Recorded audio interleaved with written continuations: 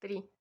Наш внук Саша Батункуев второй год посещает детский сад Аяганга. Дома родители, папа, мама, сестры, школьницы, все говорят на русском языке.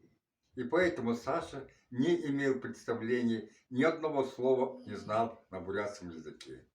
И вот за 2 года посещения детского сада он неплохо стал изъясняться на бурятском языке, знает многие слова, повторяет, отвечает на вопросы, которые задаю на бурятском языке, по-бурятски даже некоторые слова, стихи читает хорошо, песни поет на бурятском языке, считать умеет на бурятском языке, хорошо считает до 10, до 20.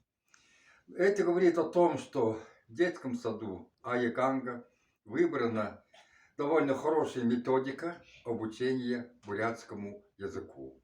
Особая заслуга, конечно, воспитательницы Дариме Тарбаевне. Спасибо. Спасибо.